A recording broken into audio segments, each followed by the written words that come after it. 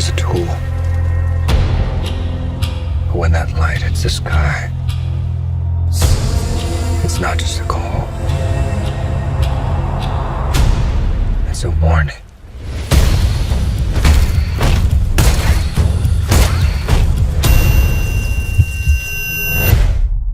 If this continues, it won't be long before you've nothing left. I don't care what happens to me. It's only gonna get worse for you.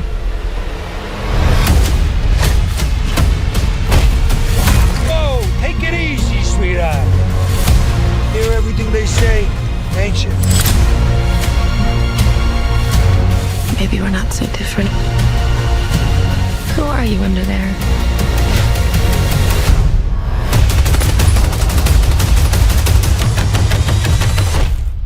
I'm vengeance.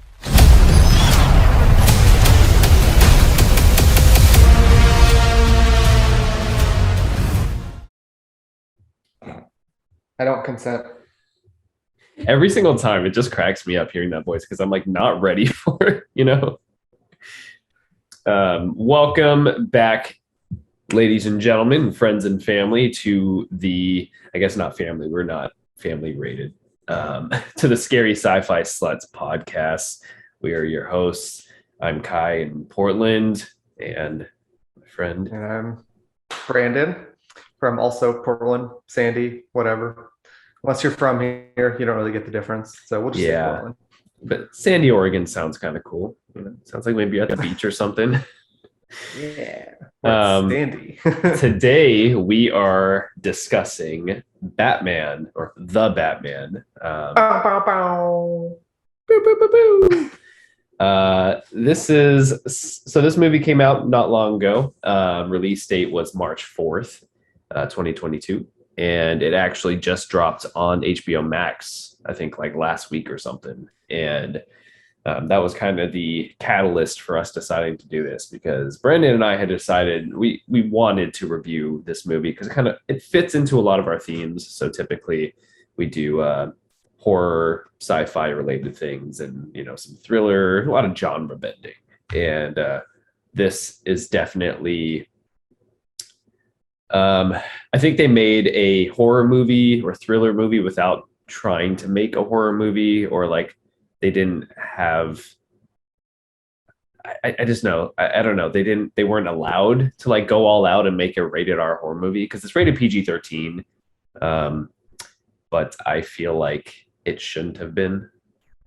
I don't know. How do you feel about that? Real loose with the PG-13 there. Yeah. I mean, there's some stuff that I'm like, ooh. They got away with it by, not really showing any blood and kind of like pulling back on a few other things. But like, I just wish studios would stop it. Like, I get why they're doing it, but like, quit it.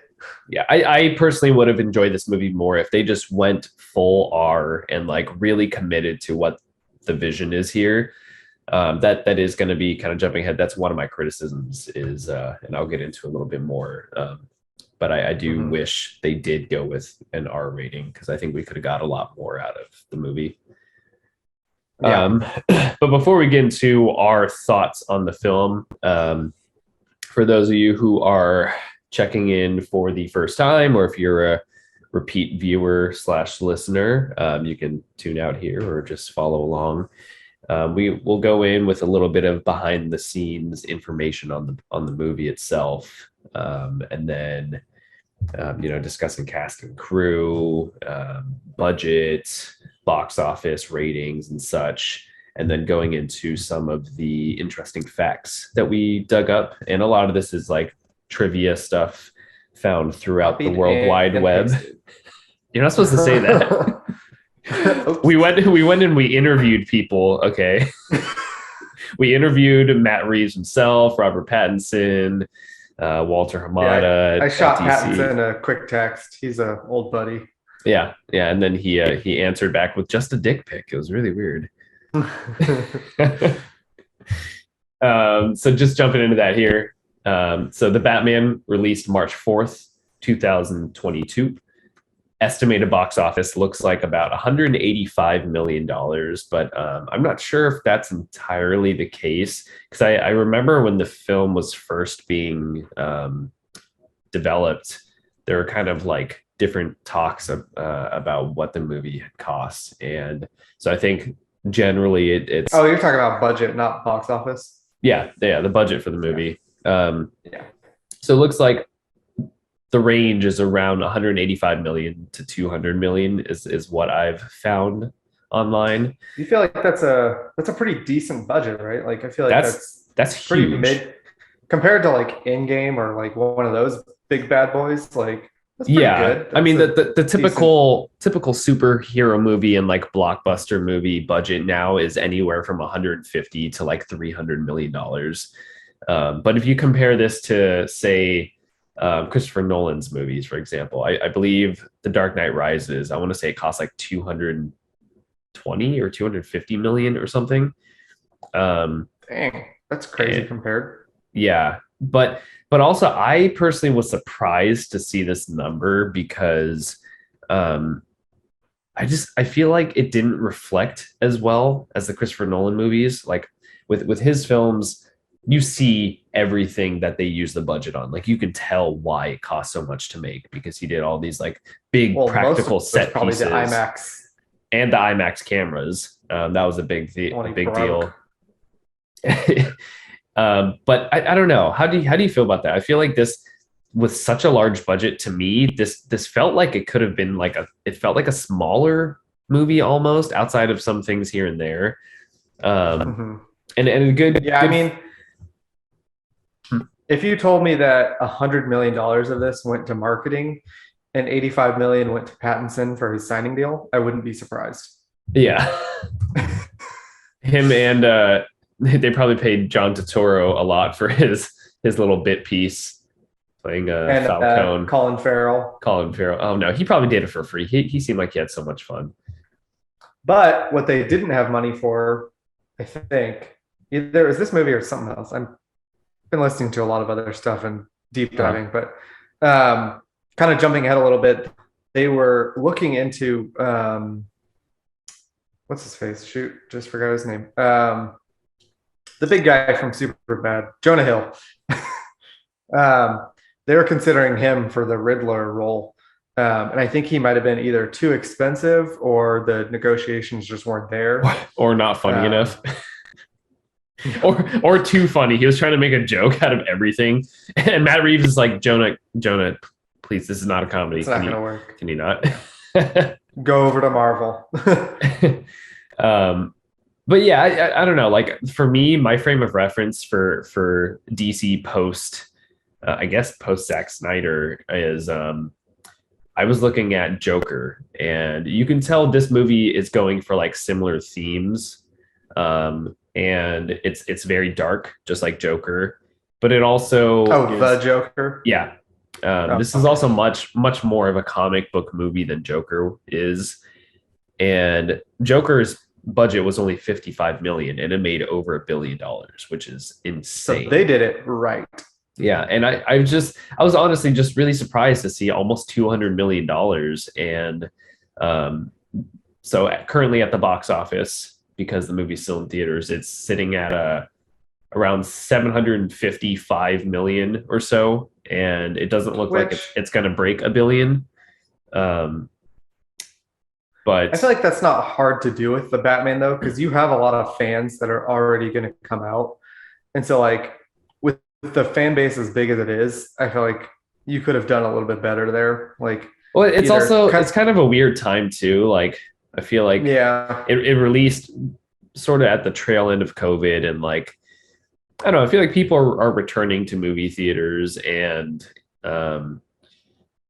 my biggest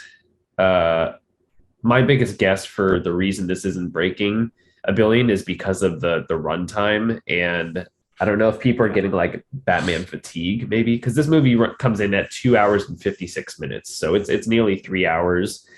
And I don't know about you, but you feel the 3 hours. I was watching this last night and I was like, around the 2 hour and 15 minute mark, I was like, started nodding off. Yeah, just a little bit. So I made it an hour in, fell asleep, And then today, when I was watching it again, I kind of just jumped around to some of the big scenes. Mhm. So we'll talk more about like the review of it and the rewatchability, but it's long. Yeah. So I can't help but think that maybe that has something to do with why the numbers didn't break 1 billion, because they can't get enough showtimes in, and maybe people are just like, yeah, it's like for me, for example, after seeing this in theaters, I didn't necessarily get the like immediate drive to like go see it again, you know? One movie that I did get that, and I'm telling everybody about this, is The Northman, which just came out. I think it's the best movie of the year so far. The second I left the theater, I was like, I want to sit and stay for the next showing. It's so damn good. I'll have to check that one out. It's insane. And that, to me, this was kind of disappointing because I'm, the fans kind of know by now. I'm sure I've talked about it before. I'm obsessed with Batman. I've got like Batman tattoos everywhere. And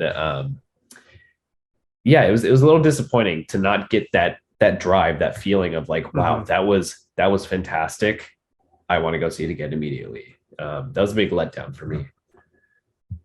But moving along here, looking at critic scores and audience scores, it currently sits at a 72 on Metacritic, which is really good.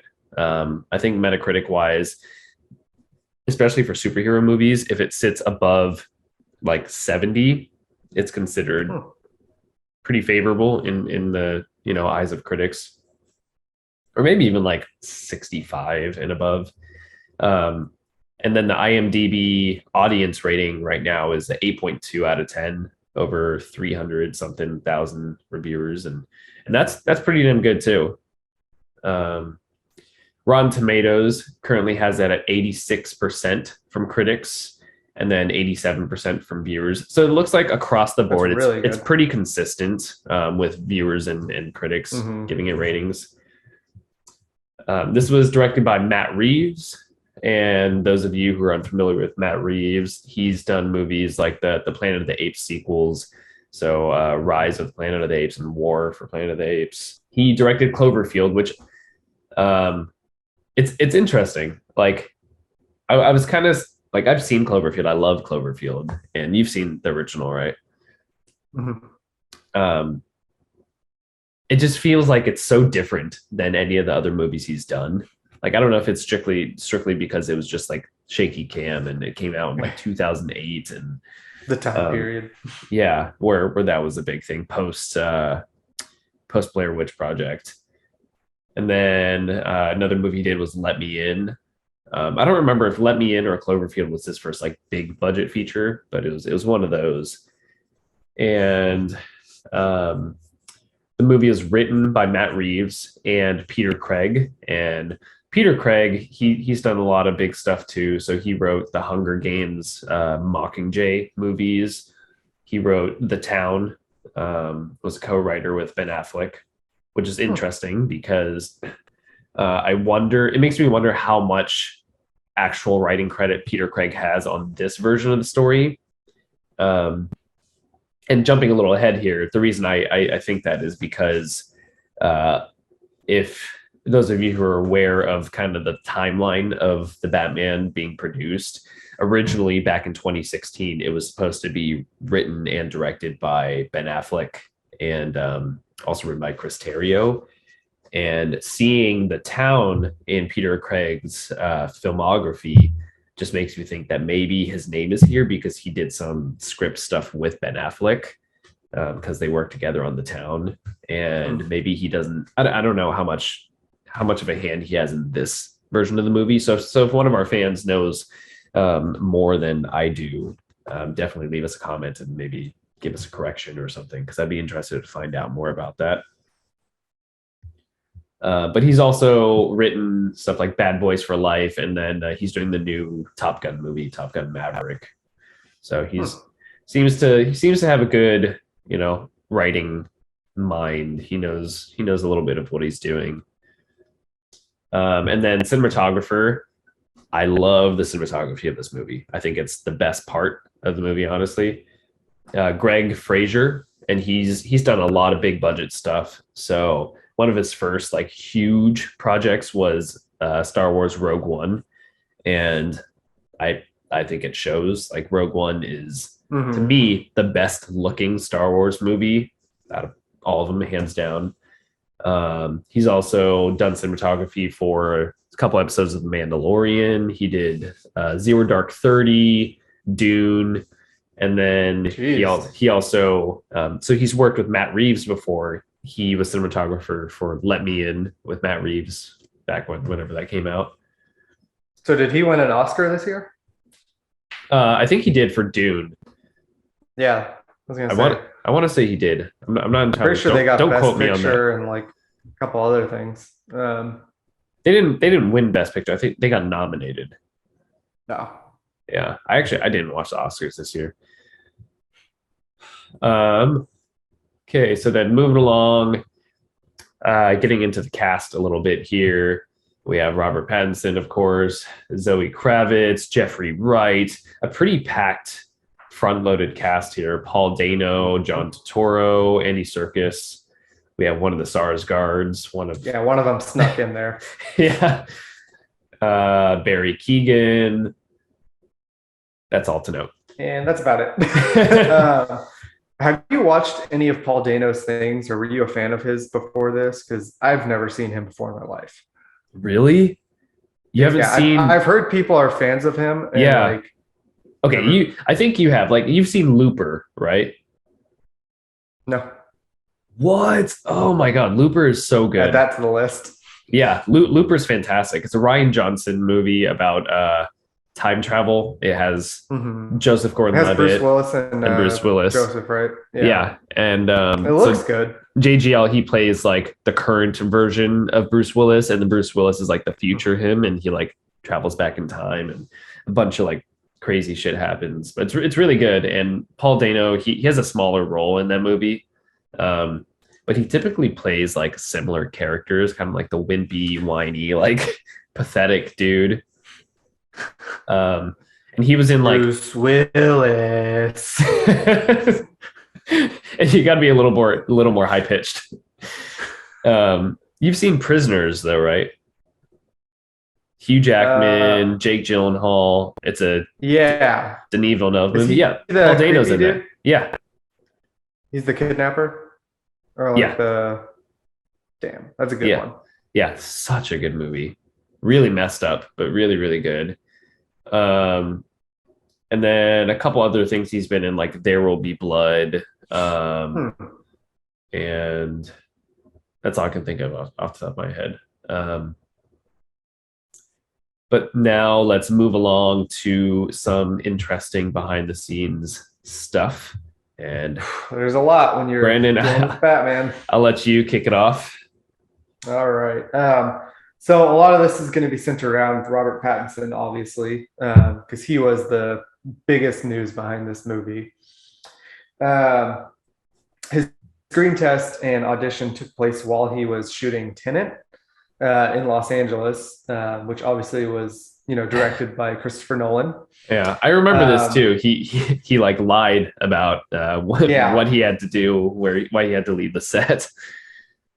So he said he had a family emergency, and as soon as he said it, Nolan goes, "You're doing the Batman audition, aren't you?" So he knew immediately. You can't sneak anything past Nolan. Yeah, imagine being a fly on the wall during that conversation. Chris Nolan's probably like, "You fucking kidding me? Are you fucking kidding? I directed Batman." When Pattinson was told that he won the role of Batman a day before principal photography for Tenet began, he was surprised that Nolan also knew and congratulated him immediately. So Nolan is in the loop of everything. Yeah, of course. Pattinson revealed that while auditioning for the role, he sneakily took a selfie in the bat suit just as a memento in case it didn't work out, which is hilarious because I've got a couple more things about Matt Reeves, but Matt Reeves' whole picture behind the Batman, he wrote the whole thing centered around Robert Pattinson. So he wanted him. Yeah, he knew. So it's kind of funny that Pattinson thought that like he might not get it, or he was worried. Would that be anyway. so funny though if like Matt Reeves built this entire vision around Robert Pattinson, and then when Robert Pattinson showed up, he like completely biffs the fucking audition, He's like, and he's like, "Oh shit, I got to rewrite the movie." I guess Jonah Hill's going to be Batman.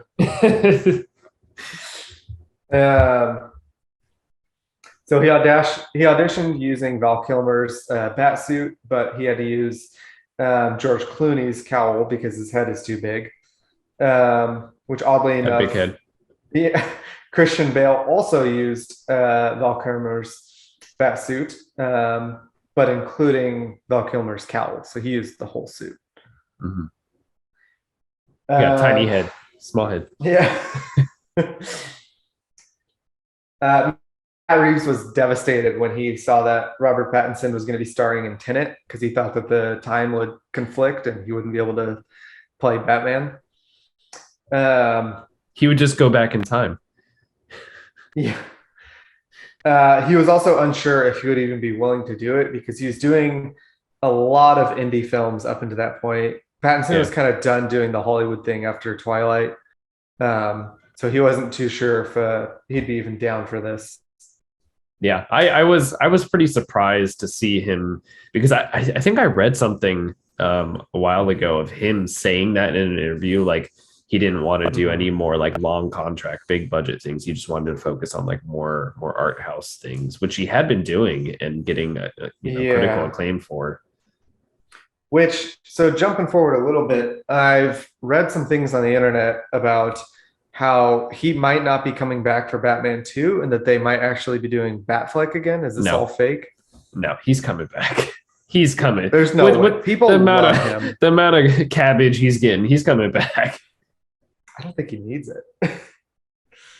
No celebrities, no actors need more money unless you're Nicolas Cage and you buy islands and shit and you're like $100 million in debt or whatever, so he has to act in 12 movies a year. I can't wait to go see that movie, The Unbearable. I am so we should go see it.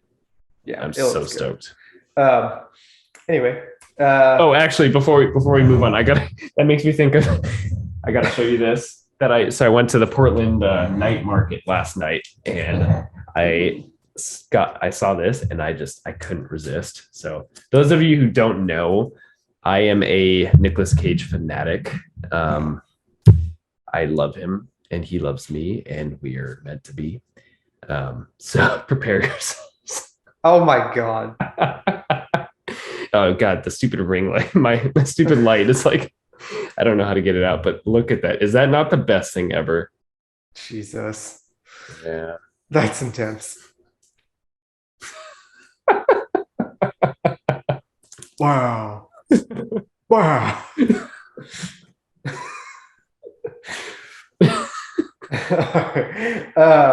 There's a map on the back of the Declaration of Independence.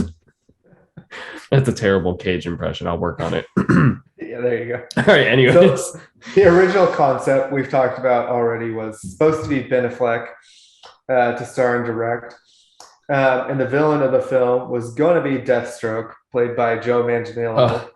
I can't believe we're not getting that. That's like, it breaks my heart. Amazing. Matt Reeves had actually enjoyed the original script that Ben Affleck had been preparing, comparing it to a James Bond film. However, he opted not to use it and he wanted to make a more noir detective-driven story. I would love to see the idea that they had of like kind of, I imagine like them jumping across buildings, like a lot of like parkour and like it'd be essentially the Batman Arkham games, Arkham Origins, where amazing fight you have with Deathstroke, and I will hope to the day that I die that we will get to see it. And the craziest thing is Joe Manganiello was attached to the Deathstroke movie, and Gareth Evans was supposed to direct. And Gareth Evans, for those of you who don't know, he did the Raid movies, which are the most brutal, violent, amazing Indonesian martial arts films. They're like so brutal, it's almost horror, and amazing fight scenes, amazing choreography. And he was set to direct, and it was the perfect pair but then DC had to go and fuck everything up. Well, Warner Brothers. Not really DC actually. Warner It's kind of Brothers. mostly Ben Affleck. It was Warner Brothers. It was Really? their meddling ass hands fucking with Zack Snyder's vision. That's what happened. But he also had to go get sober. Yeah, but if Warner Brothers didn't meddle into everything They that drove had him to happened, drink. yeah, you know, they drove him to not want to pursue that part of his acting career because there's just too much going on. I can see that. You know, Paul Dano dropped out of the role of George Burbank from The Power of the Dog to star in this film. which I have not seen yet. People, it's split. Won a shit ton of awards. So, I mean, Yeah, I hear it's really good, and I think you see Benedict Cumbersnatch's dick or something. Ooh. You're like, okay, I gotta get out of this review. I'm gonna go watch it right now.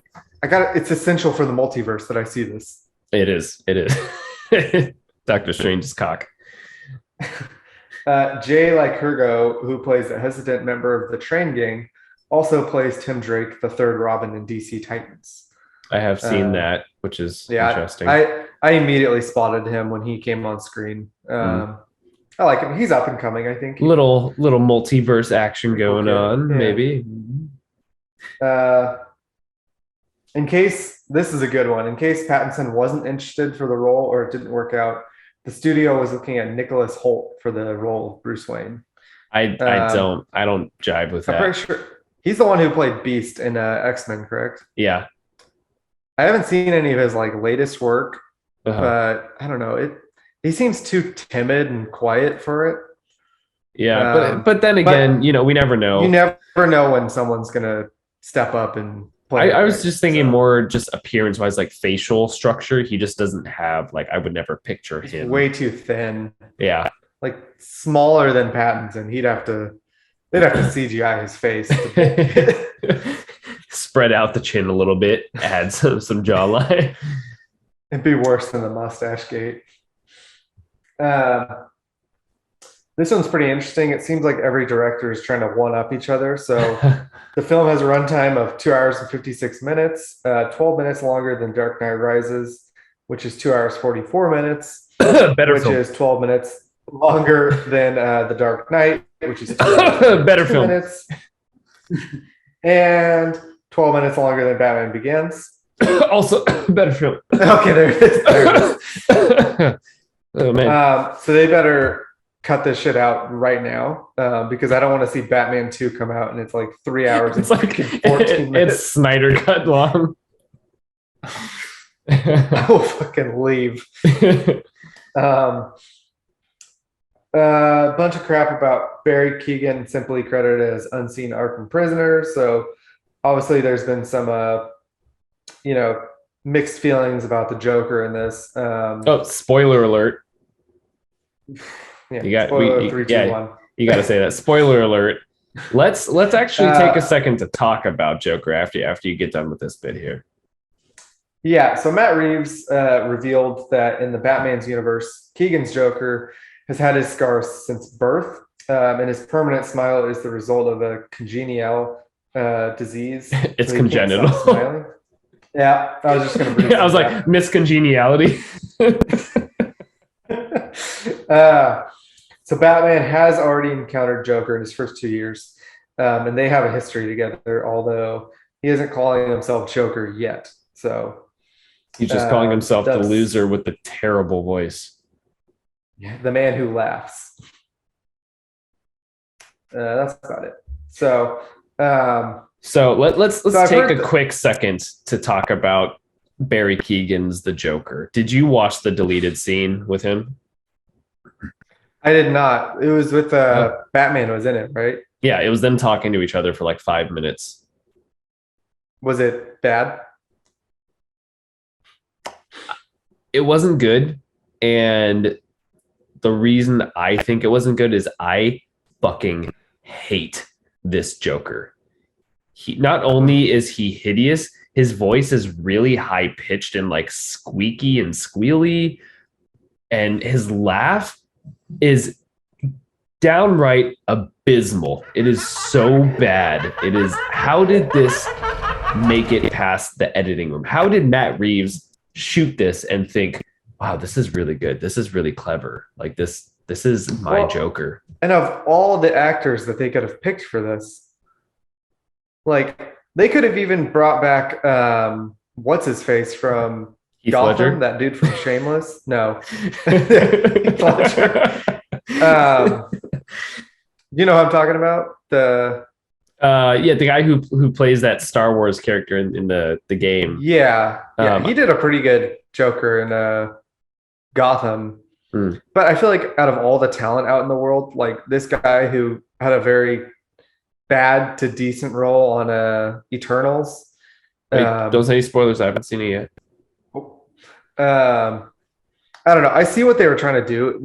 It looked like they were trying to copy Arkham with the makeup and craziness, but he just couldn't pull it off. No, it was so bad. Like he doesn't look good. He looks so stupid. Like I get that they're trying to use the man who laughs representation, but it's just not good. Like work on the makeup a little bit more. Like I just don't know. And his voice, I hate his voice, especially because at this point we're feeling Joker fatigue. Like we had a great Joker with Joaquin Phoenix, which why they didn't try to get him into this universe beyond me. It's completely it's not. But yeah, we've had him, and then we've had Heath Ledger, Jared Leto.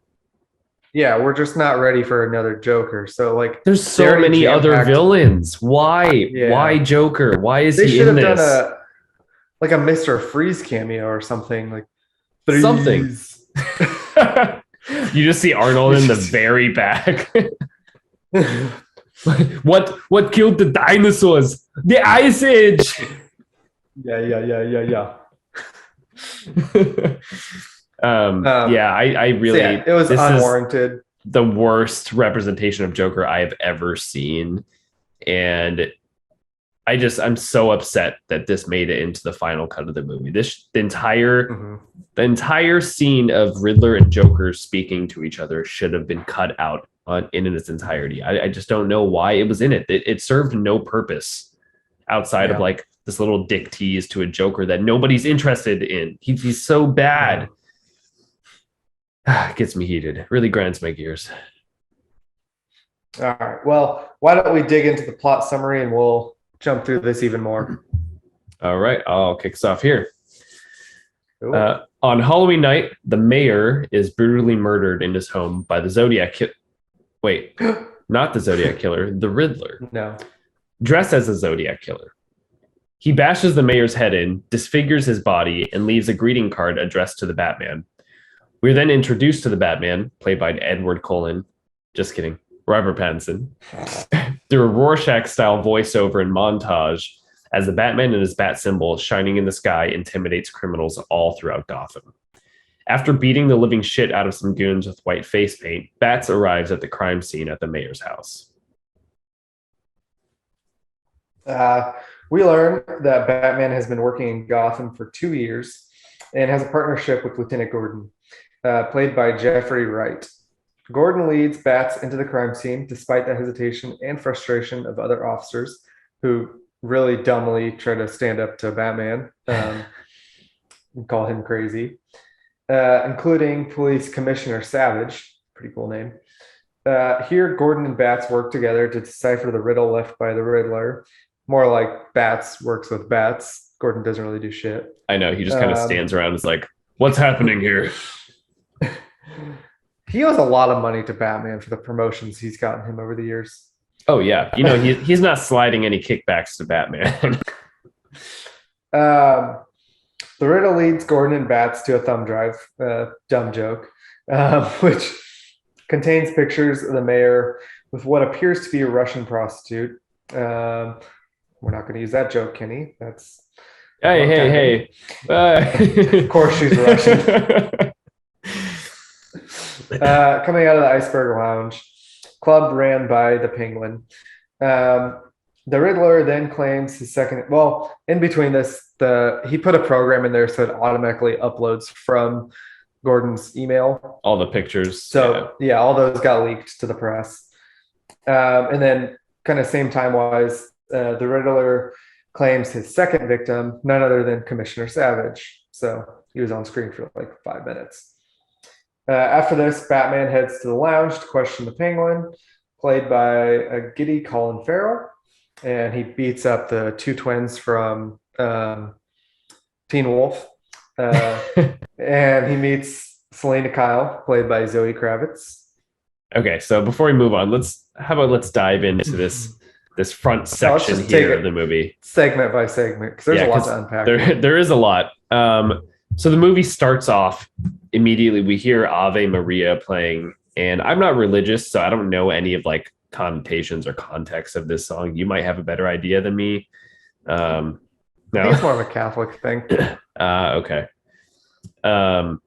And so we then see the Riddler, and well, I guess we first see the mayor, and he's watching like the news debate of him and the person that's running against him, Bella Real. And then he walks off screen, and we see the Riddler's hiding in the background. And it was really good, really scary introduction to the Riddler.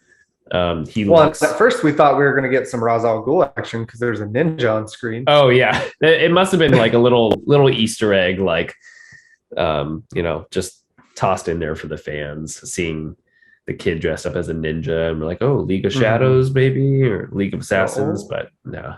Green Arrow. And how'd you feel about this intro to great opening? Very good, playing with our expectations. Like, obviously we think that's Batman up on the building, like, because it's just through the eyes that you see, so we don't know like what. And we hear the breathing, like the Michael Myers breathing. Yeah. So great expectations played with, and good opening overall. Yeah, when he first is revealed, it's actually like intimidating. It's actually scary. Like, you fear for the mayor. And then you hear his like loud grunt, his like scream basically, as he brings the little carpet hammer thing down on the mayor's head and bashes his brains open. I just think it's a tool. Oh, right. Although I will say, watching this the second time, so I was watching it with someone last night, and she I don't remember if it was her or me. One of us started laughing when it first gave a close-up to the Riddler's face, because I didn't think about this until the second viewing, but he looks fucking stupid. Like, when the camera just was like close up on his face with his glasses, she was like, oh, he's wearing glasses. And I was like, wait a second, he looks really dumb. Like, yeah, from a distance, hiding in the shadows, maybe he's intimidating, but like up close, he just looks like a fucking dweeb.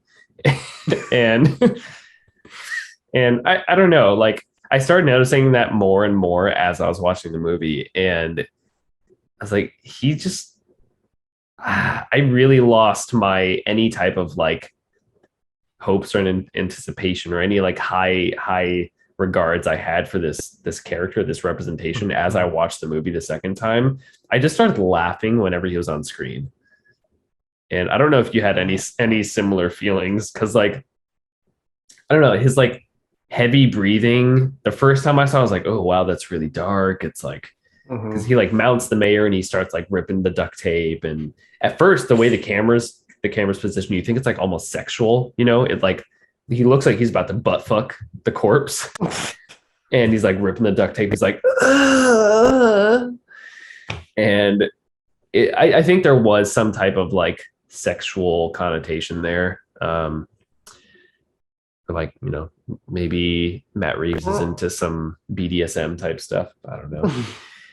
But I think we also, like, the thing about this film being 3 hours long is it really gives you time to nitpick it to their own dismay. And I think we also have a lot of trailer fatigue, because based off the trailers, like, we've seen all these popular scenes already. And so that kind of spoiled a lot of this for this. So like, if you're sitting there really taking it in, you're not going to have respect for the Riddler, and like, you're already bored because you've seen him rip the duct tape like 100 times. Well, that's interesting that you bring that up, because now that I think about it, I will say that whatever studio built the trailers for this movie did a really, really good job, because not only was I was super hyped from the trailers, I was really, really excited to see this movie. But now that I think about it, if you just took everything in the trailer and expanded it like to 3 hours length, that would essentially be the movie. Like, we don't really miss anything. Do you get what I'm saying? Like, they showed enough in the trailers for us to, I don't know, for the movie to be like condensed into that 2-3 minute length. I think it did a really good job, because like those sections basically. Yeah, it basically tells the entire story of the movie. Like, you don't really know it until you've seen the movie, but like looking back on it, watching it twice, I was like, okay, the trailers actually basically tell you the movie. And Very much so. I think that's one of my problems with this movie, is I just feel like it just wasn't like, there's no shock value. Like, I didn't feel super surprised in any type of way that I did watching the Christopher Nolan movies or the Zack Snyder representation of Batman. Like, yeah, I don't know. I don't remember how many trailers I actually saw for Dark Knight Rises, if any. Oh, I remember seeing sure I saw the original teaser. Sure I saw one. The OG teaser that came out, I saw it at the opening night. I think it was 2011. Opening night for Harry Potter and the Deathly Hallows Part 2. And it's all you see is it's Gordon laying in the bed saying, with the mask on, he's like, "Oh, you have to come back. Like, we need the Batman." When that trailer dropped, it tells you nothing about the movie. You see Gordon in the hospital, and you know that Batman's gone, but you don't know why. And that was a fucking phenomenal trailer or teaser, and it gave nothing away about the movie. Nowadays, everyone's attention spans are so low that like you have to drop everything within the trailer. Yeah. So. Yeah. Needless to say, that definitely adds to my scoring, at least for this movie. So yeah, then moving past this initial scene, we're then introduced to the Batman, and I think this is the best part, the best sequence of the entire movie, this intro to Robert Pattinson playing Batman. So we get this like voiceover monologue, and he's basically just saying, "Oh, I've been doing this for 2 years, and the city's filled with crime and filth, and nothing's getting better, and I don't know if I'm sending a message or if I'm doing anything, making any changes to the city." And then when we see that like clown gang chasing that guy off the subway and trying to beat him up and mug him and stuff, and then all you hear is the thuds, the boom boom of Batman. Such good camera walking from the shadows. The way the music builds up in crescendos with him stepping out from the shadows, that is like masterful filmmaking, in my opinion, and the best introduction to Batman that I can personally think of out of all the movies. I loved all the details in this. Like, they got very close to him to where you could even see his boots like moving, like the creases. Yep. My only complaint with the writing here is let me pull up the note because it was so dumb. When the gang like sees him first. Yeah. So they're like, "Who the hell are you supposed to be?" Even though he's like, "I've been doing Batman for 2 years now." And then when he beats up one of them, they're like, "It's him." You the whole time. It's so like, how did that make it through the script writing process? Like, I did read though that when he beats up the first guy, he improvised the I think the 2 extra hits and then the vengeance, like playing it that way. He wanted, I think his thought was that he wanted like the last thing he heard before he goes to sleep is the vengeance thing, which is so messed up. He's like, this dude's gonna be in a coma thinking about Batman. Yeah. I mean, he should be dead with the way he was. Oh, he's dead. Yeah. He's as much dead as Batman is. Yeah. But yeah, definitely. I think it was the best sequence of the whole movie. Very strong start. If they could have ran with it like as good as they started, they would have had like a 10 out of 10 Batman. Yeah, but it's interesting that you mentioned that thing about the who the hell are you supposed to be, and then they're like, oh, it's him thing. That's kind of how this entire movie is to me. It's like it has these great scenes.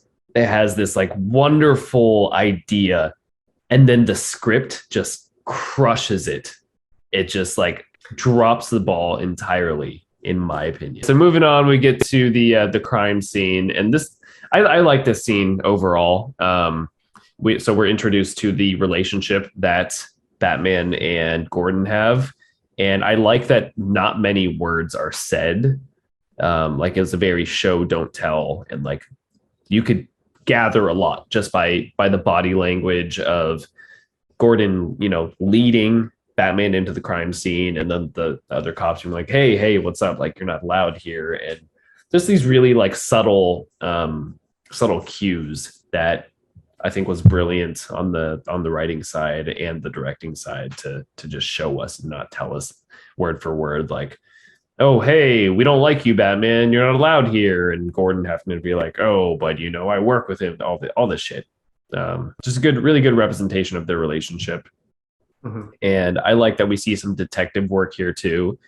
Like great detective work.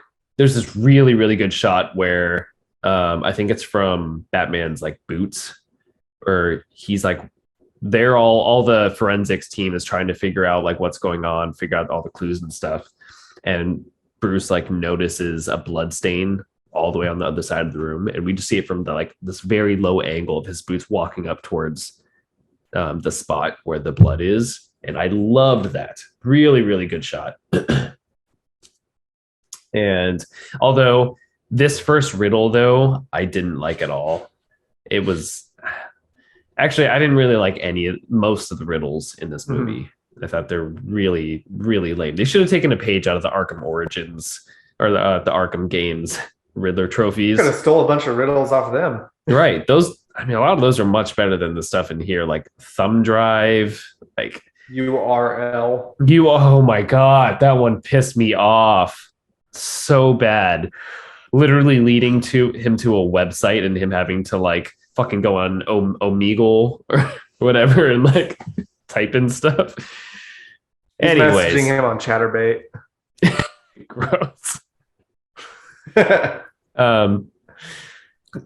So there is, I think the best part about this scene here at the crime scene is when one of the, I think the forensics people or one of the officers or something says that like the kid of the mayor found his body, and then we see the kid in like the other room looking really like traumatized and sad and stuff, and Gordon's telling Bruce like, oh, it's time to go, time to get out of here, you spent your time on the scene, and he like makes eye contact with the kid. And again, so much is shown and not told here. Like nothing needs to be said, but the camera lingers on Robert Pattinson's face looking towards the kid. And you even if you're not a Batman fanatic, even if you know maybe a little bit about the history, or if you know nothing at all, you can tell so much from this interaction here of him and the kid exchanging glances. And there's a lot of emotion behind it, and we kind of get to see it in his past about being a little orphan boy without having to watch the death scene again. Right. Yeah, they don't have to show it, but you see, and I give a lot of props here, a lot of credit to Robert Pattinson and his like emotions in his face. Like he doesn't do anything. He just like, you can just see it in his jawline and in his eyes, like how traumatized he is and how much he connects with this kid. And it is so beautiful. If only the rest of the movie were like this. So we're going up the hill. And we're about to drop. It's like peaks and troughs, right? Okay, let me see here. Anything else about this opening part? No, so we can pretty much skip towards him getting turned down by Selena. Yeah, so I do like when Batman shows up to the Iceberg Lounge, and what does he say? You know who I am? Yeah, and then he like brings the other twin. It's so funny. I do like the interaction. I loved their part in this movie. I thought they had a good role to play Mhm. off. It was kind of like the little bit of comedy that they had. Yeah, I was gonna say it adds just a teeny bit of levity in this movie because it's not a comedic movie whatsoever. There's like a couple chuckle moments, but overall, it's a very, very serious, very drab film, and I liked this little interaction here. And so he meets the Penguin, or I guess this is the first club like beatdown scene, and Batman just He just tries to fight everyone. He doesn't like clubs, is my guess. Like, remember in the Dark Knight, when Batman goes into like to interrogate Sal Maroni, and he goes into the nightclub. Same thing, but really cool, at that point, good fight scene. He was a little scene. bit better of a fighter and more of a strategic. Yeah, here he was getting his ass handed to him a little bit. Yeah, which is good. This is very Batman year 2. So I thought it was a smart choice there. Yeah, I liked it. And there, as much as I enjoy how the fights are, I think I really like the choreography of the fighting in this movie, but I don't like how Matt Reeves directs the fight scenes. So there's, when he's in this nightclub looking for the Penguin, and there's like he's getting attacked from both sides, we get this like wide angle shot of him on this platform fighting a bunch of people, but you can't, it's so like far away that you can't really see too much of what's going on. It doesn't feel like intense, I guess. I don't know how you felt about that. I feel like if it were more close up and like a single shot close up, kind of like in the vein of like Daredevil style, it would feel a lot more like brutal, a lot more visceral. But to me, being so far away, it just the punches didn't feel like they hit very well, even though the choreography was brilliant. Like the way he was moving, the way he was dodging, and like using the people's weapons against themselves. But I just feel like we just didn't get the full effect of it because it was so, the camera was put so far away. I would have much rather preferred us to be close up with the action and still have those longer takes. This goes forward into the whole film, like, and I agree that it would have been a lot better if like we did get some more Arkham Asylum action of like, you know, him really countering and stunning and like jumping all over the place, like up close. Well, yeah, he does. That's the thing that bothers me. He does these things. We just don't get a very good view of it, in my opinion. And I think it all has to do with camera placement because like if you go back and look at some of the scenes, like this one, for example, and then much later, kind of towards the end of the film when he's fighting all the incels, like it's the same thing. Like you can see the stunt choreography is there. Like the fight style looks great. It looks gritty. It looks realistic. Like he's getting his ass kicked from 4 different directions, and he has to like manipulate and like maneuver in these different ways, and it's brilliant. It's really good, reminiscent of the Arkham games, but just because the camera isn't tracking in a way that like makes it feel more real, to me it just doesn't hit. Like it doesn't feel like any of the punches have weight to it. It doesn't I don't know. And I blame it on Matt Reeves and where he's placing the camera, but if anyone else has any other opinions on as to why they feel the same way, please comment and let us know. This is where Colin Farrell gets to steal the screen, and he comes one on, of many times like a pimp. He's like, hey, what are you doing? He's like, calm down, sweetheart, I got you. So pimp. He's doing his best Robert De Niro impersonation here, and it's great. Like he's having fun, and it's silly. It's so silly, but it's great. It like fits into this world, and it's very Batman, you know. And so we're introduced to Colin Farrell as the Penguin and Zoe Kravitz as Catwoman at the same time, and immediately you see this like interest that Batman has in Selina. He's paying attention to her because she's hot. So Kravitz is real hot, but also because he thinks there's like she knows more and has a bigger connection than she lets off. Which also great detective work by Batman. Mhm. We do get to see quite a bit of that in the movie. Let's see here.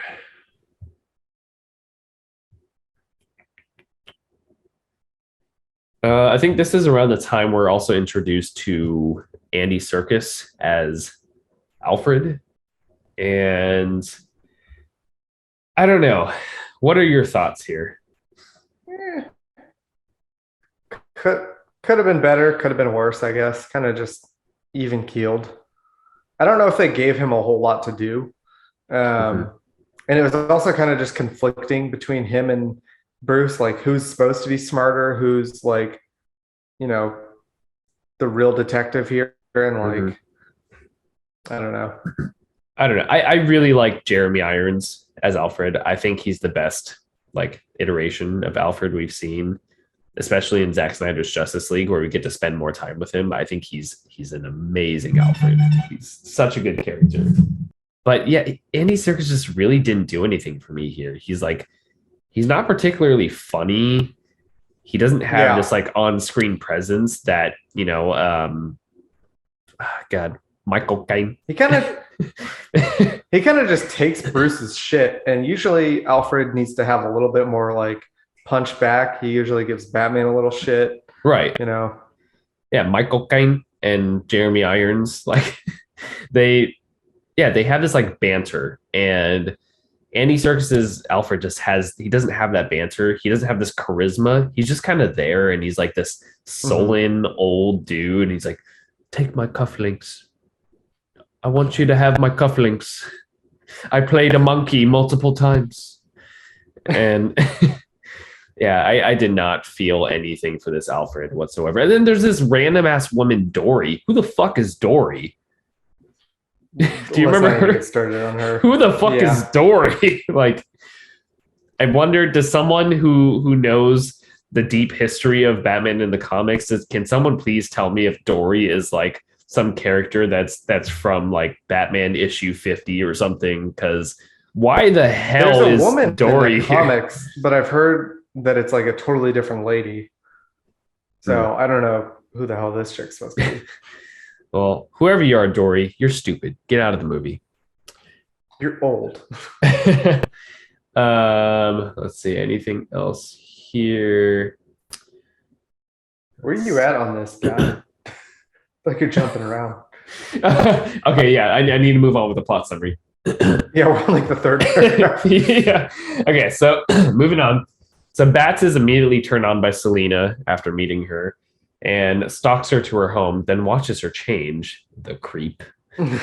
She dons her infamous cat burglar outfit and heads to the dead mayor's house in an attempt to steal the Russian hooker's passport out of the mayor's safe. I didn't really understand. Maybe I missed something here. Like, why was her passport in his safe? And then also, what would stealing it out of the safe accomplish? I don't know. A whole lot of corruption going on. Yeah. Again, this is one of my gripes with the plot. I didn't really understand what the purpose of this was, but whatever. Mm-hmm. Bats rudely interrupts her and slams her down on the kitchen table. If this Oh, scene isn't They sexy, want to fuck. I don't know what is. Like, he's hard as a rock at this point. She's gushing like they're about to do their thing. And I would have had some respect for Matt Reeves if they just immediately did a sex scene this early in the movie. or the the infamous like Batman eating pussy thing. You remember hearing about that? Oh, And, like, superheroes no. don't do that. Yeah, if this was rated R, I would have been like, if I was Matt Reeves, I'd be like, okay, Robert Pattinson, now this is where you eat her puss. I think that's what he sounds like. It's a little high pitched. So they decide to work together once Selena realizes that her roommate, the Russian hooker, is now missing. Selena wants to find her friend, and Bats wants to find the Riddler. So he sends her back into the Iceberg Lounge as bait, and she learns that the city DA, Coulson, is under mob boss Carmine Falcone, played by John Turturro, under his payroll, as was Commissioner Savage. Yeah. So as this whole puzzle kind of unfolds, and we find out like who all's in on it, the Riddler attacks and kidnaps the DA and straps the bomb around his neck, Saw style.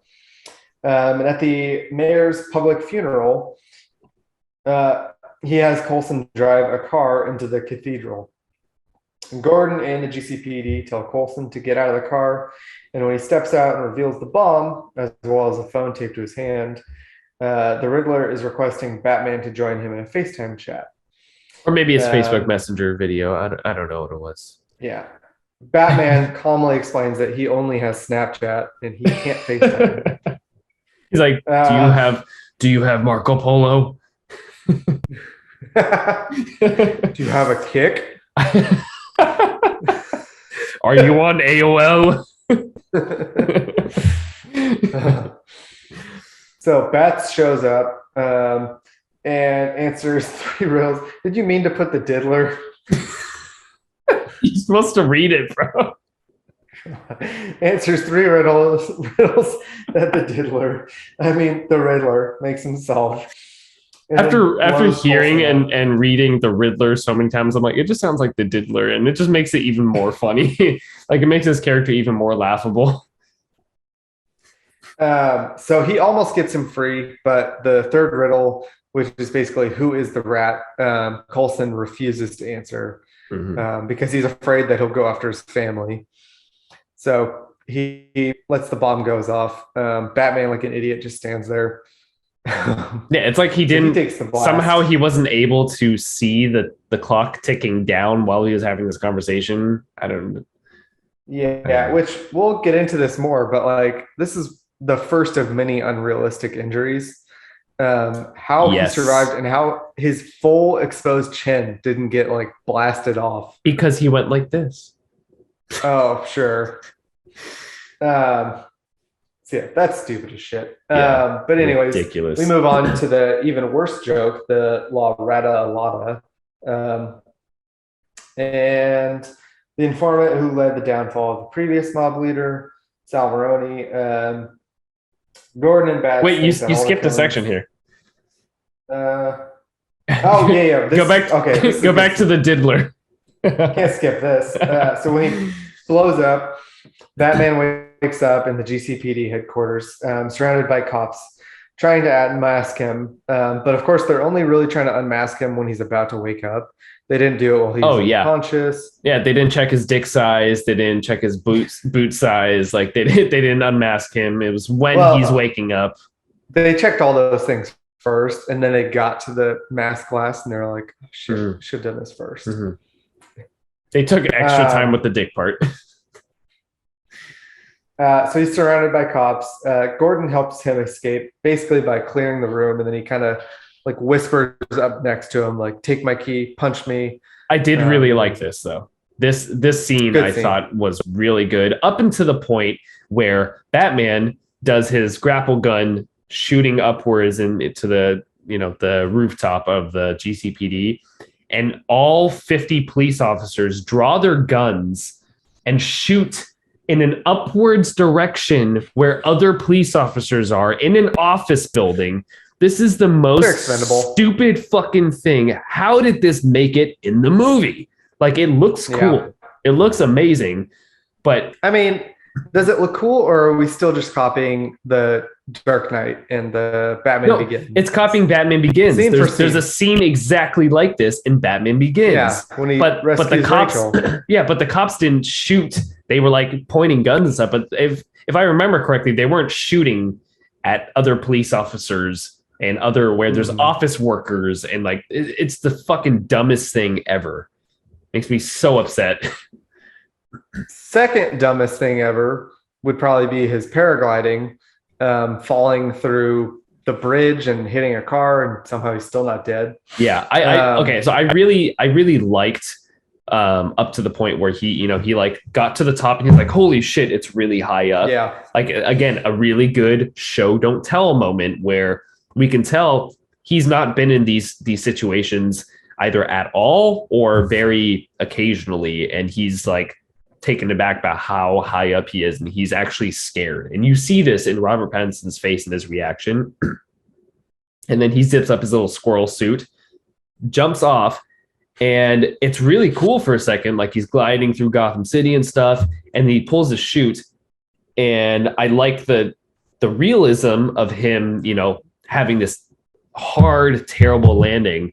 But then, of course, it gets unrealistic because Matt Reeves can't do like something amazing followed up by another amazing thing. He has to like just fumble with something great and just have it just fall from underneath. Like he hits his head really fucking hard on, the overpass or whatever, and he just gets up. And keep in mind you, this is after getting blown up with a bomb to his face. He does all of this, hits his head, and he's just like, oh, my back, like Spider-Man 2 style.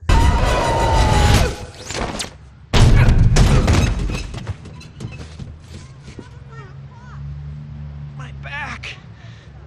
Oh, my back.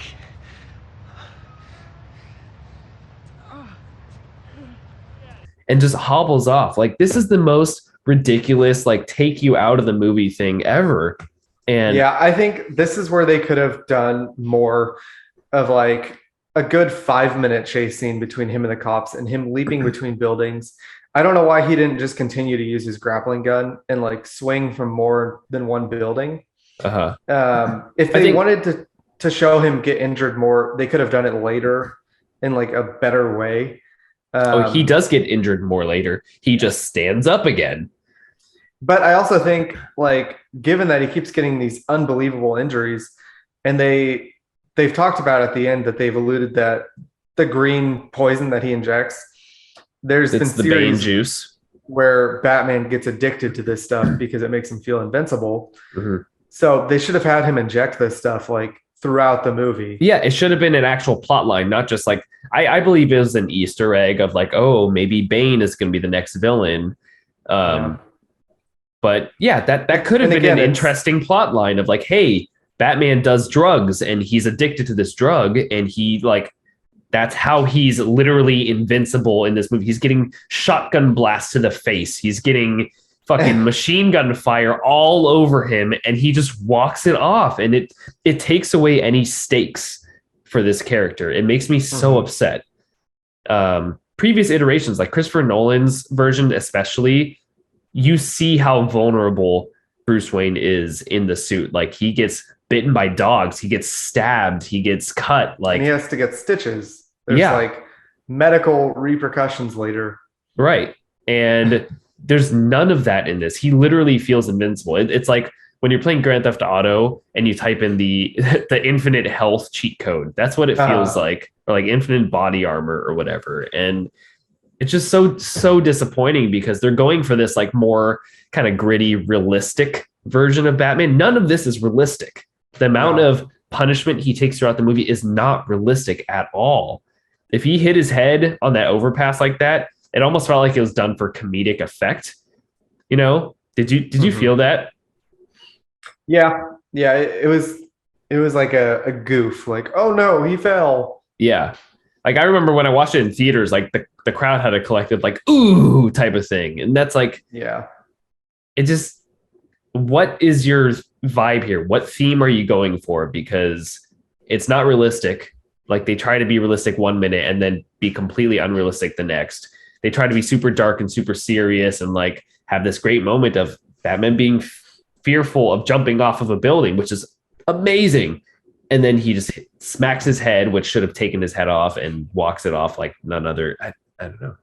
He should have been knocked out in the middle of traffic. Yeah. Especially after a bomb went off right next to his face, right? He's going to have so much CTE. So stupid. But we should move on. All right. Where are we now? Okay. So he gets the bomb thing. So back to the Rata Alada. Yeah, so he escapes and then immediately goes. So he's not even taking a day off. He immediately goes back to the investigation. Yeah. So him and Gordon, which they're not even questioning where Gordon's going or if he's involved. They continue to chase down. Let's see. Wait. They track down Penguin, believing that he's the guy, but then he's like, "Do you not know the difference between L and La?" blah Yeah. blah blah. Funny dialogue by Colin Farrell. I loved his He crushes it. his line delivery is He's gonna leave amazing. me here. But yeah, the dialogue itself is pretty whatever, but just his, the way he presents it is great. He's having a good time. Yeah. So basically, now they think that it might be Maroni, like it has to do with the Maroni case, and Falcone's rise to power. Penguin knows that he was not the informant, and Bats and Gordon suck at their job. And I think we get inside here like a quick joke about, you could have pulled your punch, and he was like, "I did." Oh yeah, so that was pretty funny. Yeah, great interactions between Batman and Gordon. So moving on, they realize Penguin is not El Ratalata, and then they figure out it actually means URL, which is another really dumb fucking riddle. And this is where Batman jumps on Omegle and Chatterbait and is talking with the Riddler, and he's like, "Oh, was it the Bruce Wayne? Was it the Wayne family or whatever?" And so then the Riddler releases on live TV that Bruce's father, Thomas Wayne, was also not who he said he was and had ties with Falcone. To seek revenge, Riddler sends a bomb to the Wayne residence, and instead of blowing up Bruce, he blows up Alfred, played by Andy Serkis. And then, I already said this before, but there's this random ass maid lady named Dory who serves no purpose in the film, but she doesn't get blown up. The one purpose she has is to answer the phone like, "Oh, Bruce, you're too late. It happened an hour ago." Would have been great if when he throws the bomb package, it actually goes through the room and blows Dory up instead. Like, if that was the only use for her, I would have loved this film so much. So then just like, what is this package? We see it in slow-mo, like the envelope, like, and her eyes like, huh? You just see Alfred like, "Oh shit. Goodbye, Dory." And then the rest of the movie, Bruce is trying to avenge Dory. There's some really good potential for this movie to be really dark. But either the studio held them back or they just don't have the balls. But they don't even kill Alfred. It's a nothing. It's a one-off. Nope. They sure don't. Speaking of which, the worst scene in this entire movie, the worst scene in any movie that I've seen, probably in the past year or so, top 5 worst scenes I've ever seen. Alfred wakes up in the hospital.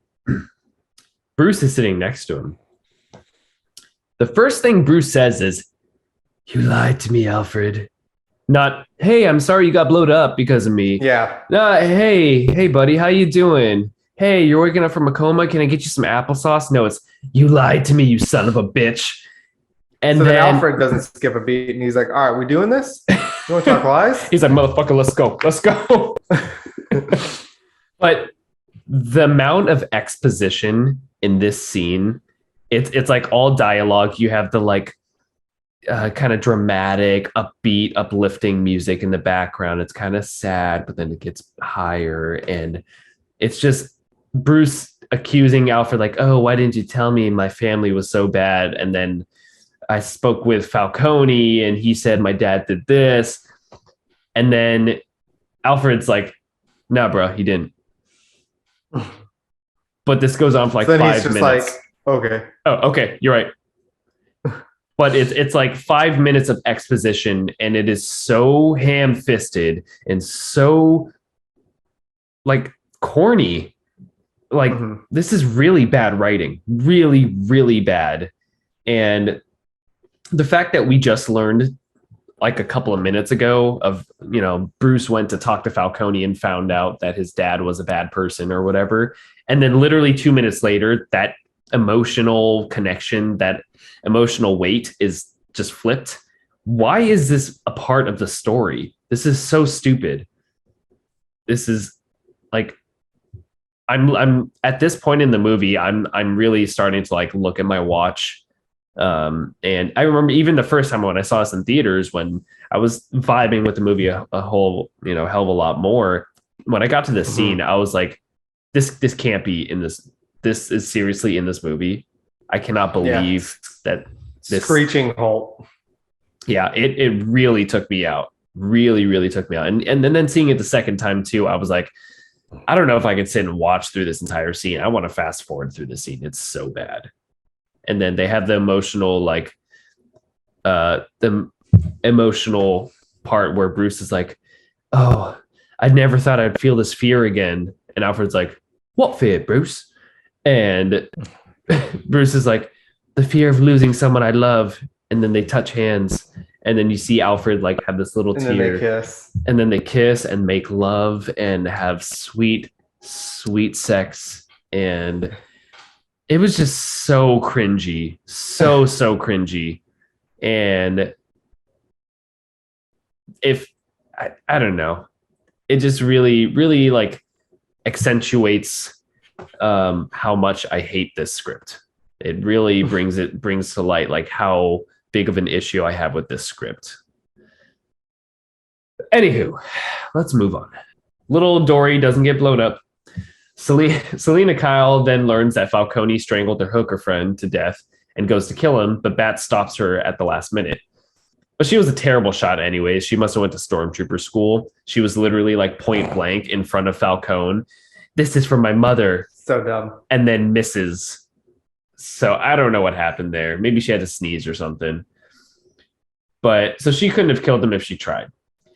Bats brings Falcone out to be arrested, but Riddler shoots him and kills him before he can be brought to justice. Riddler then surrenders himself to the GCPD by eating out of Sherry's and ordering some pumpkin pie, which was hilarious. Well, he also made himself a custom coffee that had a question mark in it.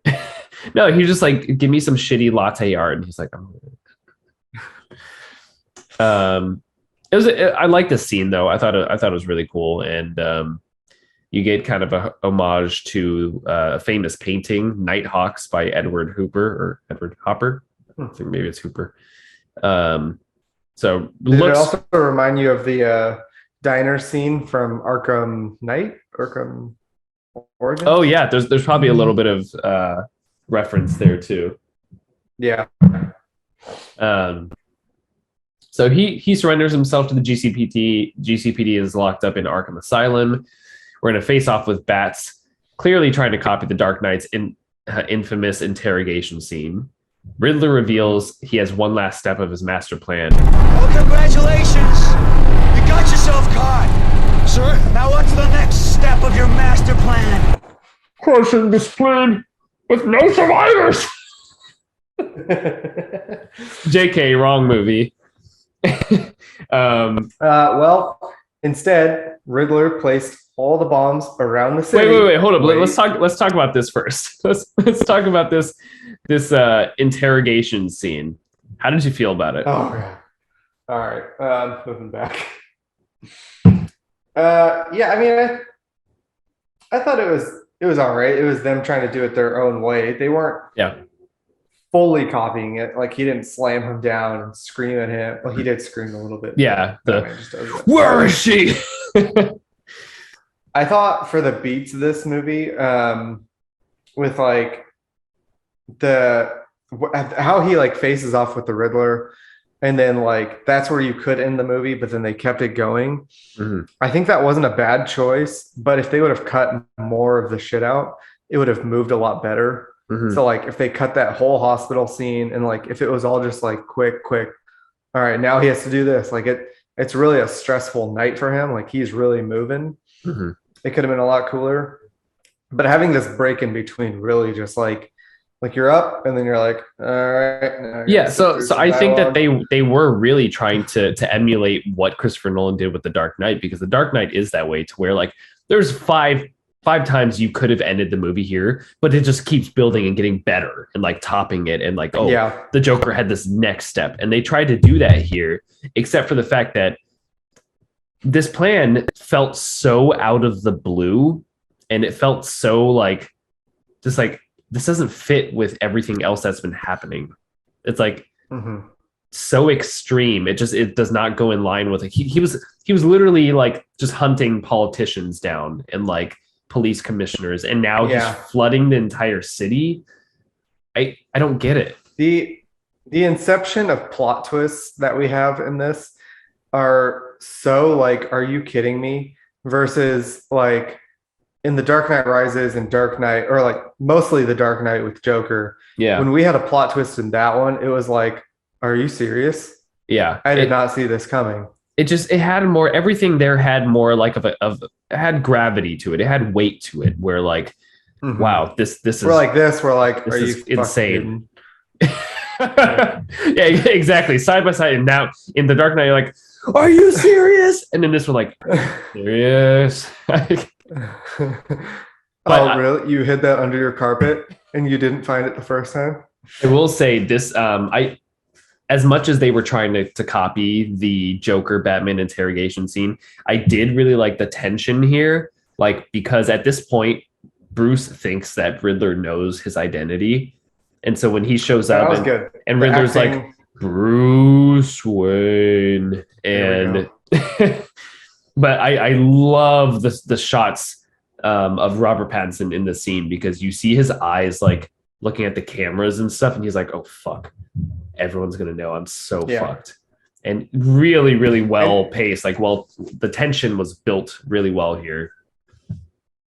To their credit, I think Kind of Funny mentioned this as well. We are at a point of Batman to where, like, had none of the other Batman films been made, this one would be number one. Like, but I think to their discredit, like, the bar is so high. So I think that's kind of some of the reasons why, like, yes.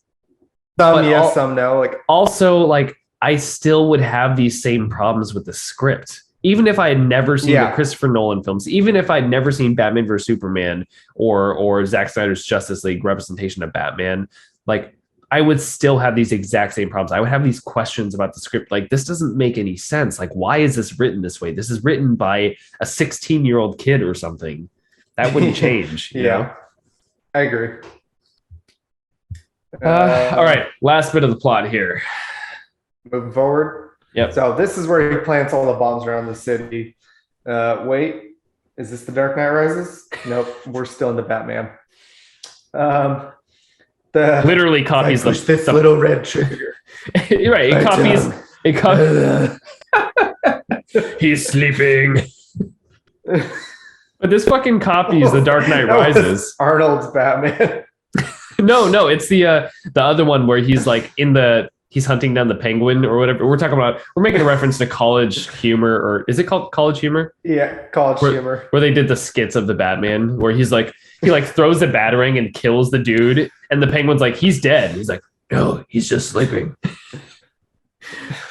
But this. So not only did I feel like this bomb plot was out of the blue and just really ridiculous and like did not fit the rest of the Riddler's theme, but also this is a direct copy of The Dark Knight Rises, where Bane blows up half the city, and it just felt so derivative and like not original. I was waiting for the Riddler to trap a bunch of cops inside of a mine. And then suddenly Talia al Ghul would appear. No, Selena was Talia the whole time. She's hot enough. So he also inspired a bunch of incels at some point. That was kind of a side plot. He had a whole TikTok going on, and they were big fans. So he inspired them to do his dirty work, to assassinate the new mayor-elect. But of course, everyone went to Stormtrooper school, so they missed too. Does this make sense? No, but it's cool. So then incels shoot but fail to kill Real. In a final showdown, this is where it really heats up. Batman beats up all the incels. He comes crashing down. Lots of theatrics. But needs to take a little suspicious green venom in order to do so. Gordon shows up last minute and stops Bats from beating an incel's face in. The dude was almost dead. Even though it should have... Let's see. Oh, yeah, it should have been Pulp by then. Yeah, he was like fine. He was able to talk after Batman was like fucking slamming his face down over and over for like 5 minutes. And still he was like, I vengeance. Like he was still able to talk. I was like, I don't understand the realism here, you know? Yeah. So then Batman helps save the wounded. New mayor and the rest of the civilians of Gotham escape the floods. He cuts the electrical wire at some point in here. But it's not relevant to the plot at all. Well, and then he tries to steal Superman's whole gig, and he's like, I need to be hope. Mm-hmm. You see this symbol, this bat symbol? It means hope. I'm changing it to an S. They have one last final embrace before they both drive off into the sunset, but splitting ways. I thought that was a really good scene. Really? I laughed. I almost laughed out loud. Like seeing Batman with his full getup on this tiny little motorcycle, it looked so bad. It looked so stupid. I don't know. I thought it at least showed the connection that they had to each other, and the whole sense that like they're gonna meet again one day, but like they have to go separate ways. I understand the message. Again, I just I hate what Matt Reeves does with the camera here. It was laughable how it looked like. But let's talk about this last scene here, this last sequence of the flood and the incels trying to assassinate Bella Real. What were your thoughts on the entire thing here? Again, I just wish there was more. I feel like he had good momentum, and then like he gets kind of stunted by like he keeps falling off that damn bridge, and he's like holding on for a shred, and then like Catwoman has to come in and save him, and I just feel like they could have. She doesn't. She doesn't save him. That's the thing. She pulls him up. She helps him from one dude. One dude. They should have used that momentum and done more. Like at this point, what we want is Arkham Asylum, and like there should have been grates for him to like jump down in and like get up behind people instead of like fighting 5 people and then getting shot by a shotgun, and that like stunts the entire fight. Mm-hmm. Like he came in real hot with the theatrics and like the explosions. Well, not to mention, kind of wanted more. He was getting shot by snipers at point blank range multiple times, but it's the shotgun blast that really does him in. He showed no like flinching, nothing barely to these snipers at point blank range. Yeah. If we're going off realistic terms, which is what they're trying to do, the sniper rifles would have a way higher caliber. And probably would have killed him. Yeah. But no, which is why shrugs it off. In the games, the snipers are the one guy. Yeah, it's like you take 2 shots and you die. Yeah. So that was very stupid. This is where there's no stakes. There's no weight. There's no he's invulnerable. Like there's literally nothing that could happen to him. Like when they try to build up this tension of like, oh, he's falling, he's hanging onto the rail and they're shooting at him. And then Selena sees and is like, oh, I got to go help him. No, he's fine. He's going to get his hands shot by sniper bullets, but he's fine. He's just going to shake it off and then climb back up. And and do you think he's going to die from the electrical wire and falling into the water? Nope. No, but it's like they build it up so much, like the music cuts out. And he does this big sacrifice. He jumps down and he cuts the thing and then falls. Why the fuck did he do that? Can he not throw his batarangs yet? I don't know. But they just make it to like, maybe this should have been a one and done movie. He should have died there and then been represented as a symbol. I'm serious. Like the way the movie was building up, like, he's this idea of like vengeance and like revenge and like, anger. If he had died there, and then been a message, like in The Dark Knight Rises, he became a message, a symbol of like, oh, wow, he died to help everybody. It would have been a much better ending if there's just a one and done movie. But no, he gets up after being electrocuted by who knows how many volts seconds later. And it just like, why have this like big dramatic moment of him appearing like he's going to sacrifice himself? And of course, he falls into the water and then he rises and, he's rebirthed. He's been baptized and he changes now from being vengeance to hope. And it's so juvenile, these ideas. It's just like none of this is connecting for me. And it makes me so upset. It's just not working. Yeah, and that reminds me of more nitpicks on this. I don't think he threw a single batarang, and also we didn't really get to see any of his tech. Like he had the contacts, he Mhm. had the knife that he could pull out from his thing, but like he didn't have shit to use. I do like that though. I did make a note about how subdued his technology was. It was like subdued, but at the same time a little unrealistic. Like they're trying to do both things. Like, oh, he only has a couple of things here and there since he's brand new. He's still learning. He can Yeah, somehow have these like recording contact lenses, but he couldn't figure out how to do like a better flight suit. It was just really inconsistent. Um, yeah. so I don't know. Well, and especially because we've gone away from like this even actually being year one. This is year two. So I don't know. Wrapping things up, what other scenes stood out to you or any other comments you have? Um, I don't know. I Let's think kind of get into like your feelings of like what are your big picture feelings? Do you Okay. recommend this film? Like yeah. So let's go. give me the nitty-gritty. Let's go with best things about the film in our opinion, worst things about the film in our opinion, and I think we've both Okay. kind of like given a little bit of that already.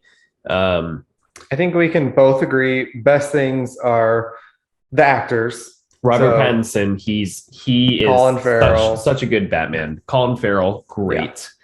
I think they had great roots for this movie. Mhm. Um, I just think it just felt And- like Matt Reeves just didn't know what he was trying to do. Were you trying to go for this rated R serial killer movie? Were you trying to go for an unintentional comedy? And it just like I didn't like the Planet of the Apes movies really. Like I didn't really get the hype. Like I never watched the last one, but me neither. yeah.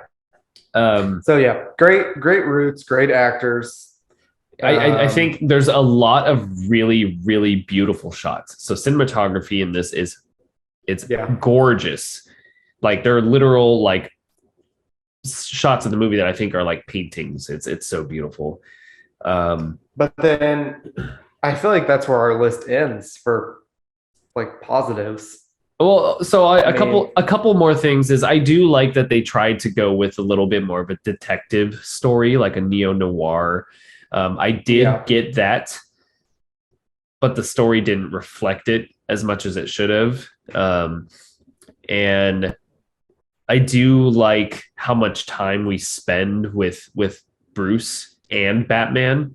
This is probably the most Batman we've ever seen in any Batman movie. Like, if you compare to like the Dark Knight Rises to the Dark Knight trilogy, the amount of minutes he's in the Batman outfit compared to when he's out of it, I think it's like you could combine all three movies of the Nolan trilogy, and it's less than the time in this movie of him being Batman, which is cool.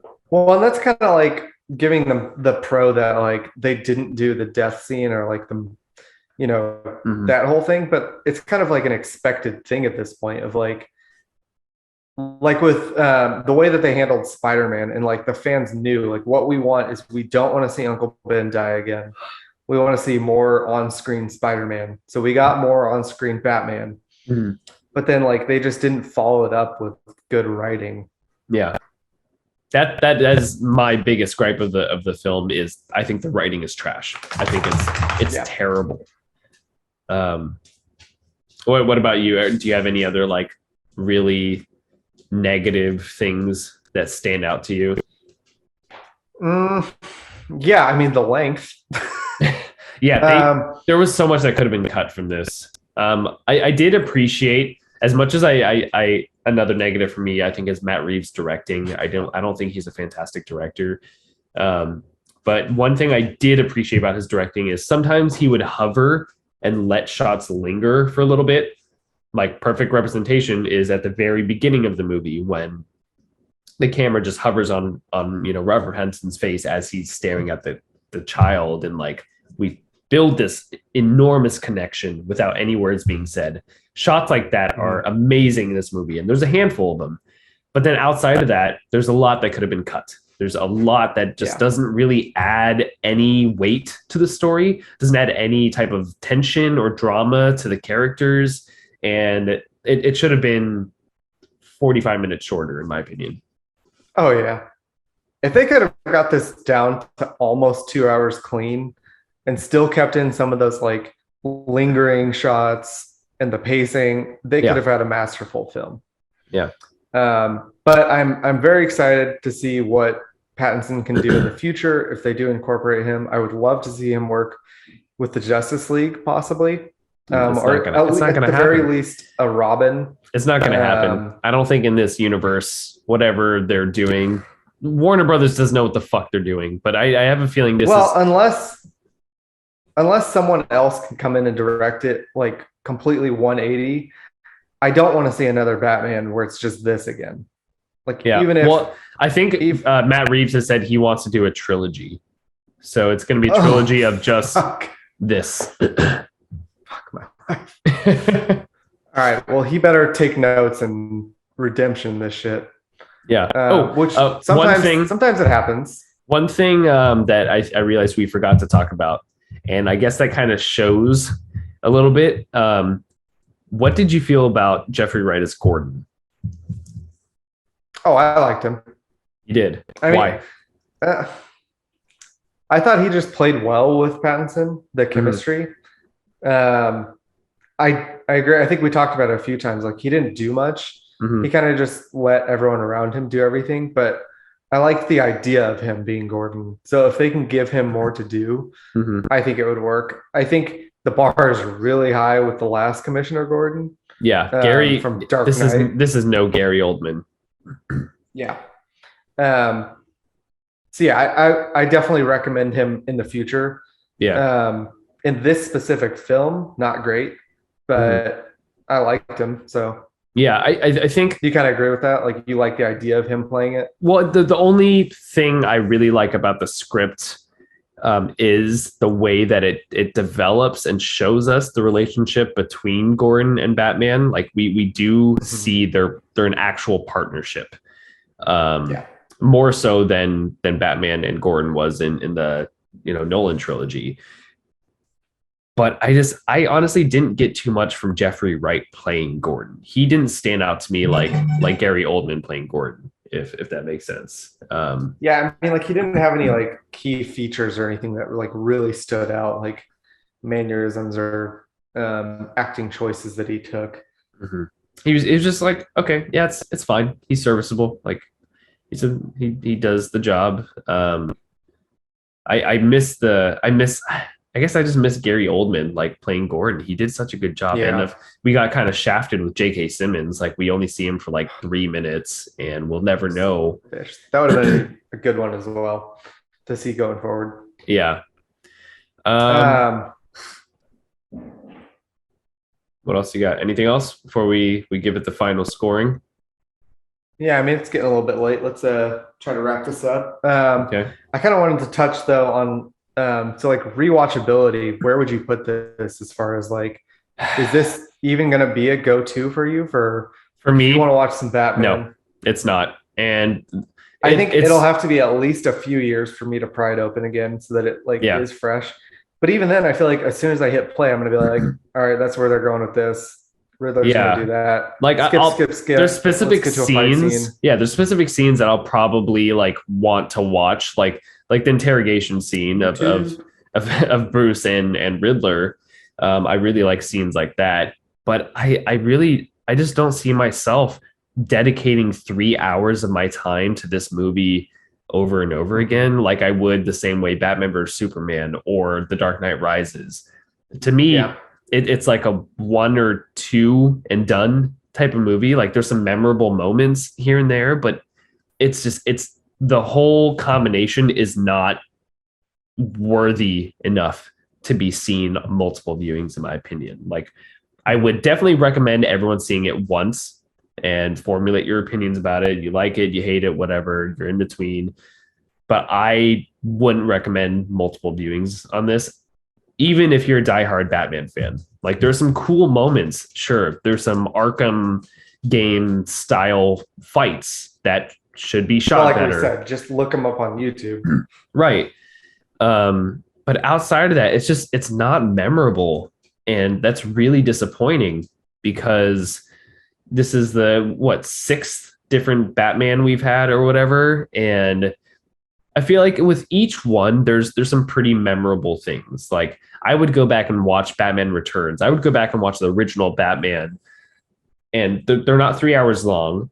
For one, there's enough things in there to make it like a memorable movie. For two, and then the acting carries it. Like Jack Nicholson's Joker, like that's worth watching the original Batman for. Watching Danny DeVito and Michelle Pfeiffer, like those are enough reasons to watch Batman Returns.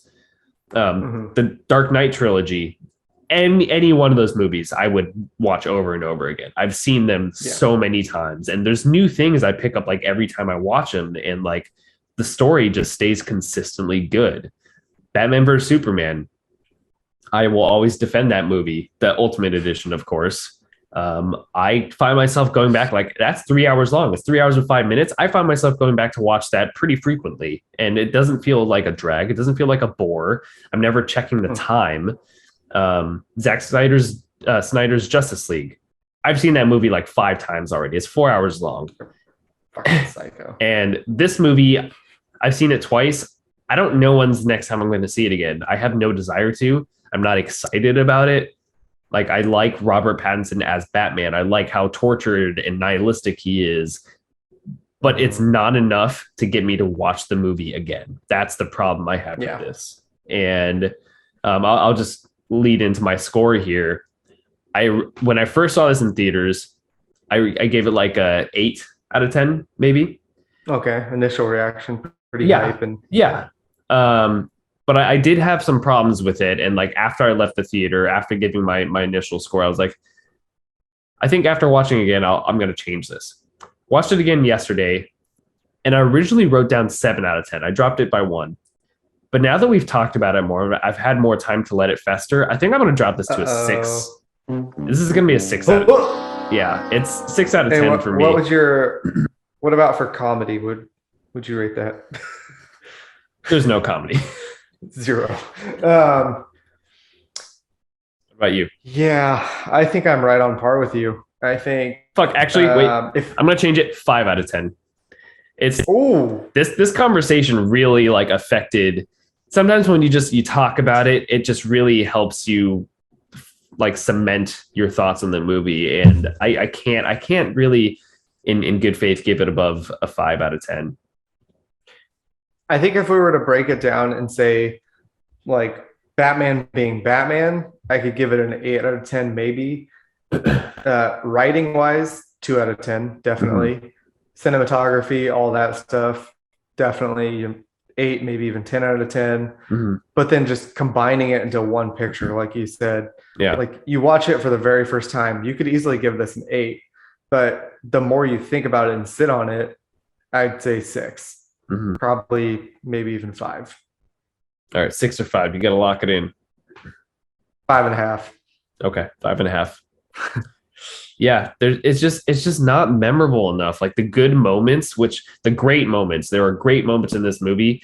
There's not enough weight there for me to sit down for 3 hours to watch the entire film. It's not worth it.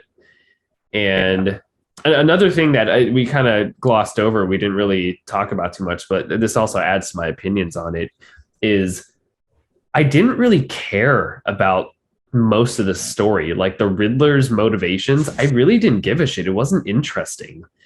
Like, no more lies, no more politicians doing politician stuff. Like, everyone's corrupt. Like, how many times have we seen this before? Do something original. I did not care about the mystery at all. Like, how did you feel about the Riddler's motivations and like the riddles he was doing and his whole mission?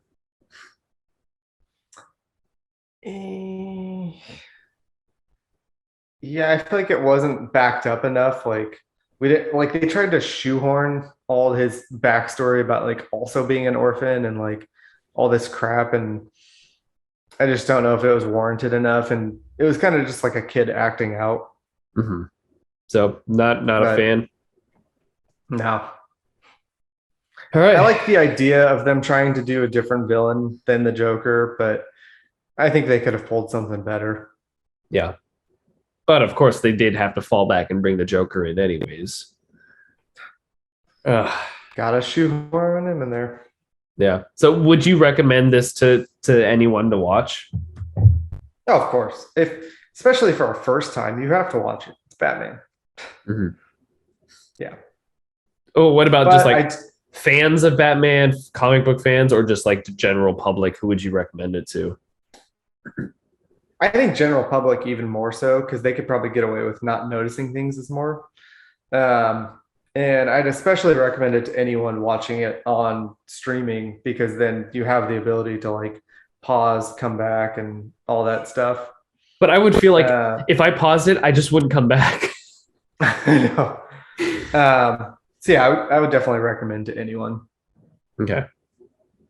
All right. So that's it. I gave it a 5. You gave it 5.5. And man, I just want to say that's very surprising. Like I remember watching the first trailer for this. I was really hyped up. I was like, this looks really good. I'm really sad about Ben Affleck not being Batman anymore. But if this is going to be the detective noir story that we think we're going to get in this like Zodiac killer style, villain, this has potential to be the best Batman we've seen. And I did not think that I would ever rate it a 5 out of 10. It's so disappointing to me.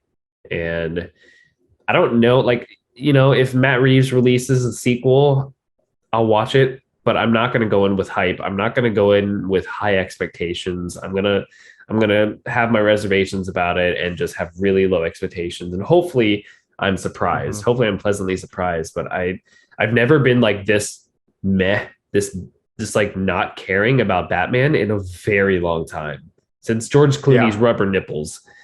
And even that's a good film. Yeah, even that, like there's reasons you would watch it, like I would slap it. I would just watch Arnold do his thing, but I just can't find any reasons to sit for 3 hours through this movie. I can't, I can't defend it. So, yeah. So as always, leave a comment. Let us know what you want us to do next. Please interact with us. Leave a like, review, all that good stuff. Try to get us up on the social medias and, get us up there. Yeah. Interact with us on Twitter and Instagram and Facebook and stuff. Yeah. Who knows? We'll probably do some Supernatural next. Yeah. Get back to it. We got to knock out season 1. We're getting pretty close. Yeah. So as always, stay sexy and stay scary and stay sexy. God damn it, Brandon. Edit it in post. I don't know. Stay scary and stay sexy. There we go. Do it so well. Hear everything they say, ain't you? Maybe we're not so different. Who are you under there?